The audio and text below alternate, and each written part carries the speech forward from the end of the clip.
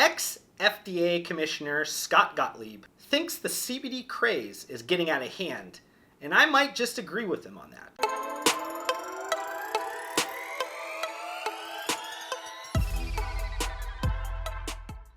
So this video, the topic of CBD, is the #1 requested video from my community. It's the most asked about thing that I get in private messages, on any type of things that I post on maybe my LinkedIn or Facebook or Twitter. And honestly, I've been putting off this video primarily because as a management consultant for consumer packaged goods and fast-moving consumer good categories, there has probably not been a day over the last maybe 18 months that I haven't been asked about CBD from a client. A potential client has asked or built a CBD brand that they'd like to get some consulting or advisement on, or just general people asking me my thoughts on CBD and what's happening overall in the category. So been a little bit kind of desensitized to CBD and that subject matter, CBD as a whole. So probably have been revolting not to create a video because I have to talk about it all the time. And it's not just business people that are talking about CBD and trying to find out about CBD. CBD is, as a keyword, a Google search keyword, I think is more searched than Kim Kardashian or Beyonce. So we're talking about some massive amounts of search results that are happening, queries that are happening with the CBD acronym, and people trying to figure out what is CBD, some information around CBD, maybe where to buy CBD. So this is one of those things where there's a lot of buzz that's happening around it. So this video is going to cover specific topics. I know I could probably do like a 2-hour long video and it still wouldn't be enough to cover everything. So in this particular video, I want to stay in my lane as much as possible. I always try to stay in my lane as much as possible. You guys know, if you watch my videos or read articles or any other content that I create, I'm not one that just spouts off at the mouth a bunch of stuff that I think I know about. I only talk about the stuff that I feel like I'm confident to give you guys good information on, give you guys some insights, give you a different way to look at a subject matter. So in this video, I'm going to be covering like a quick regulatory chat, like my perspective on it. I'm not going to get into the ins and outs about things, the overall market size and growth, the current like landscape of products, like what's out there right now, and then the future, like what is going to win long term from commercialized products. Where do I think is going to ultimately be where brands and products and things go in the future? And depending on commentary and the different engagements I get across social medias and things, this will obviously not be the last video that I probably have to make. And just from the topic not being fully finished, this is not something that is out in the open and completely done, and there's constant breaking news and things that are going on. There's going to be probably more videos, more articles and things that are going to be around CBD in general. So consider this maybe like a volume 1 of, I don't know, multi-volume type of series. I don't know how many I'm going to need to put together, but I'm open to it and we will see. So let's just talk about regulatory right now. And I'm not going to get into like a bunch of the ins and outs and things of this nature. I'm not going to be talking about all the different court cases and talk about legal jargon and whatever. I'm not a lawyer.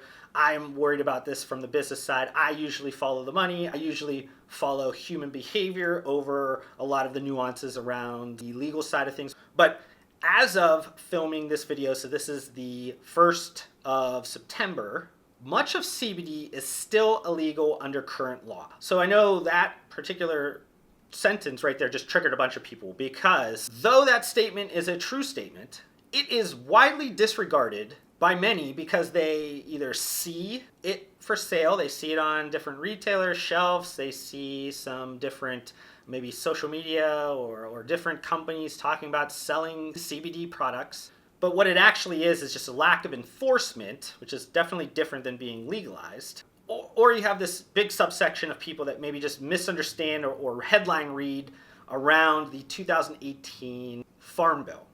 So we'll tackle the latter first, the 2018 Farm Bill. And basically that legalized growing and selling hemp.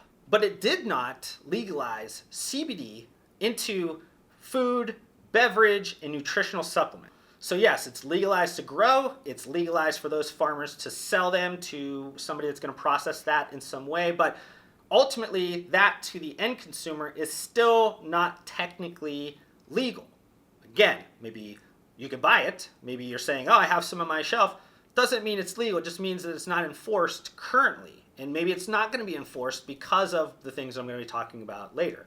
According to the FDA, CBD cannot be marketed as a dietary supplement, and foods and beverages to which CBD has been added cannot be introduced into interstate commerce, so across states.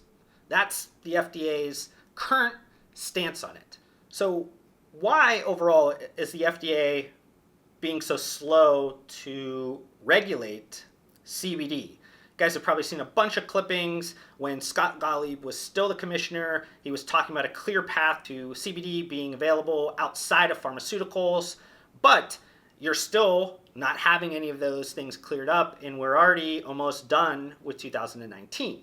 So the FDA has two major barriers to regulate CBD. One, Epidiolex.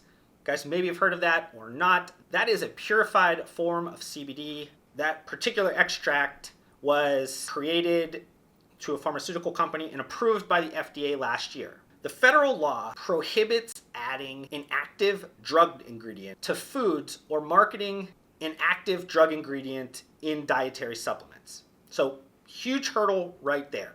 Now, there is an exception to this rule, and that's if the ingredient was studied for safety and approved for legal use in food or supplements before it was allowed for use in a prescription drug. Now, why that exception unfortunately cannot apply in this situation is that CBD was illegal until 6 months after Epidiolex was approved by the FDA. So Epidiolex came first, and that kind of hurts that exception. So where does this leave CBD regulation currently?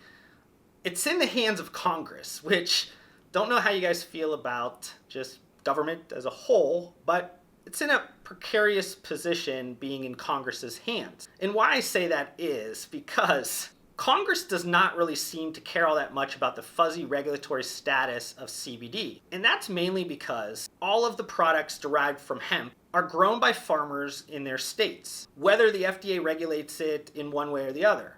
They're still going to be grown, they're harvesting hemp, and because of that, Congress doesn't care. Their constituents are going to get money either way, if it's a pharmaceutical or if it's in food and supplements. Now, the market size completely changes. Not necessarily meaning that the price of the crop could go down or up. A bunch of different economics things to put in play there with that type of decision and why Congress should care, maybe not care. But reality is right now that farmers are hurting, especially with some of the trade wars and things going on right now. And because of that, Congress doesn't want to slow up maybe some processes, maybe put a pause or a stall on different things, especially if farmers are making money and they're producing a crop that is in high demand in the US market. So we're talking about market here, and it's just important just maybe to give you a little bit of stats about where the current market size is and what's the projected market size. So in 2018, even though CBD was technically not legal, you had a market size that was projected around $1.9 billion in the US. It's a very strong market, especially when you're talking about something that's technically not legal. But based around some projections, and if the legalization probably goes full scale into consumer packaged goods and fast moving consumer goods, you're opening us up to a bunch of different consumer categories. That then is projected to be a $20 billion market by 2024. So if you're doing the math on that, that's a compounded annual growth rate of, I think, just under 50% year over year. So this is big. This is something that, even though right now you might think to yourself, man, there's a ton of CBD products. I'm seeing CBD products all over the place. This is something that is getting a little bit crazy. Just imagine a 50% compounded annual growth rate over the next 5 years, both from buyers coming in and also brands trying to meet the different consumer demands. Mind-blowing, right? So let's just talk about like the current product landscape, what's out there now. Is this viable? Is this going to be something that is going to stick around? If you guys are in the categories of food, beverage, some of the other maybe fast-moving consumer goods, supplements, and things of that nature, you guys have seen CBD all over the place. There's a bunch of different jokes going around when you're at a trade show now, food or beverage trade show, that everybody has CBD products, and that's the only thing that's being marketed and advertised at these different trade shows. But if you aren't all that familiar, just want to kind of break down some different maybe products, forms, and just let you guys know maybe what is the future likelihood that it's going to be something that is super popular, I guess, from the end consumer side of this whole equation. First one's like tinctures. Like these are the like little droppers. It's just awkward overall, especially if you are not a typical user of products like that. Generally, you don't have a lot of people putting droppers of things into maybe their mouth or maybe into some type of form of maybe a mix or something that they're making. So this is something that to me, I don't think is going to be long-term viable. It works right now, but it's not going to be something that's going to take off. It's not the next great delivery format for products. You're not going to start seeing tons of different product categories turn into tinctures. Second one's like balms. And while these are not technically going to be like a food type of delivery form, it does get important when we start to bring in some of the personal care, beauty type of categories within consumer packaged goods, fast moving consumer goods. This is going to be something that long term is probably going to be something that's always going to be around. Using balms or lotions or different things like that from a delivery method is something that is already big use. I don't see why CBD added into those types of products won't be extremely viable commercially long term. Another one you're seeing a ton is around like gummies. Again, it's closer to a food product. Obviously, it's a food thing. It's more towards a candy type of product, so it maybe has some different purchasers or people that might be interested in a gummy over some of the other type of delivery methods overall. It also maybe long term maybe is one of those areas where a lot of the CBD people, especially like large companies, don't necessarily want to put CBDs in a gummy form because gummies generally candy kids. You don't want to maybe have them be something that is that ties you towards like childhood consumption. So I don't know if it's going to be a big player long term. I know that because it's close to a food, it'll probably stick around for a little bit, but just something to kind of watch out there. You're also seeing this in a ton of pet products. I don't really follow pet products overall, so I don't know all the different delivery methods. And then you're seeing some very bold consumer packaged good, fast moving consumer good companies, brands that are putting this in food and beverages. Really good example of a beverage one is Recess. You guys pay attention to Recess, the brand. It's a really well composed brand. People that are behind it really understand what I'm going to be talking about later around just building out a brand platform, building out a true brand, not necessarily building around CBD. You have some different products, food products. One in Austin specifically, Super Seed Life. They do some different CBD snacks. There's a ton of other ones. I just picked an Austin-based company because it's just off the top of my mind. But like I said, there's many others that have tried to push the limit, have gotten ahead of this, regardless if it's legal or not. They found ways to get around some of the kind of liabilities and exposure, be that from maybe some of the marketing platforms not being able to really work with maybe the Googles and the Facebooks or having a workaround for that, and some of the payment processing struggles and a ton of other things that I don't want to walk down that line for this video to get off track. But to transition into this long term and what makes this a viable category, $20+ billion category overall, there needs to be an extreme shift in terms of CBD brands, CBD marketers as a whole. Currently what I'm seeing is that these CBD brands are built around an ingredient, CBD. Here is, to me, where the biggest mistake is happening for anybody that's getting into CBD and building their brand around CBD, the ingredient. What I think most people are forgetting is that CBD is not some type of like exclusive ingredient that you only have access to. I get it, you have maybe access to a certain purity and you could trace it back to the farmer and you have all these different tests that you want to run and you get third-party tested with banned substance control group and you have all these different things going on there. I get it. You think that's some type of differentiation. But as a whole, CBD is a crop. That crop is being grown nationwide by a lot of farmers. And as anybody in the market that wants to create a consumer packaged good or fast-moving consumer good type of product added into their food, beverage, nutritional supplement, personal care, beauty product, pet product, whatever it is, they can do that. They can find CBD to do that. It's not all that hard. Now, if CBD gets legalized federally, completely cleared up, everything's good, low dosed, allowed, everybody's allowed to do it, what then happens is ultimately CBD becomes a commodity. It gets added into tons of different products, all the consumer packaged goods, fast moving consumer goods, categories that I just talked about. It is something like caffeine.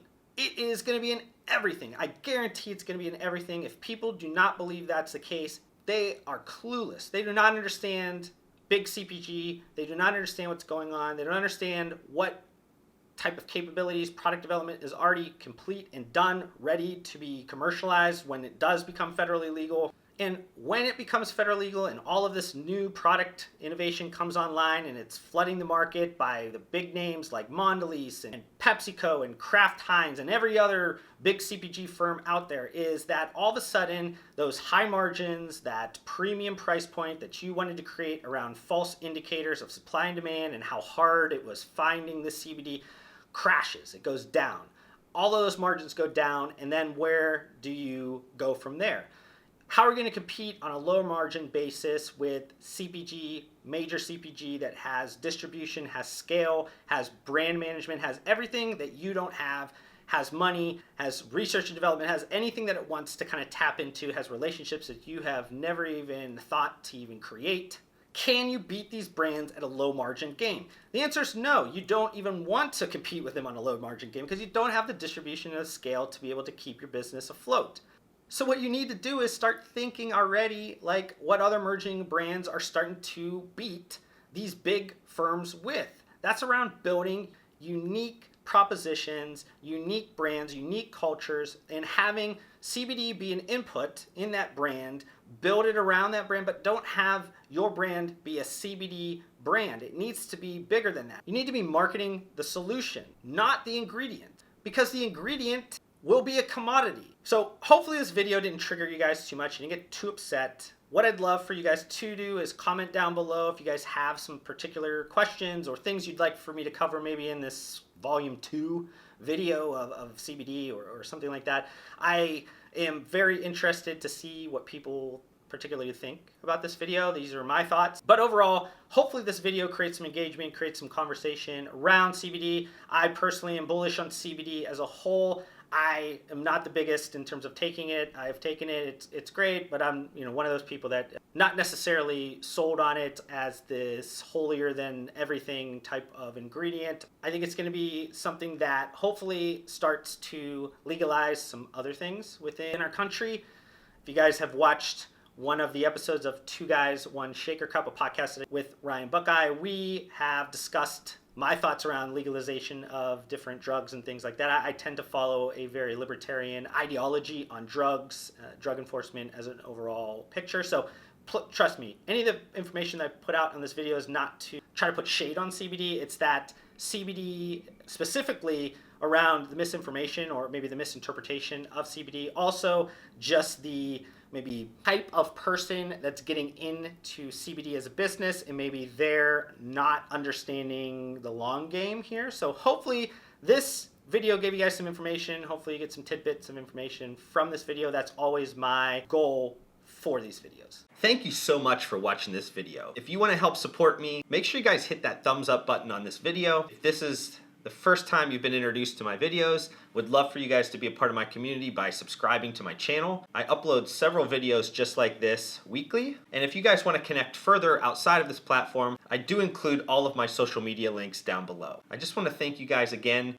for your time. Hopefully I gave you some value in return, and we'll see you guys on the next video.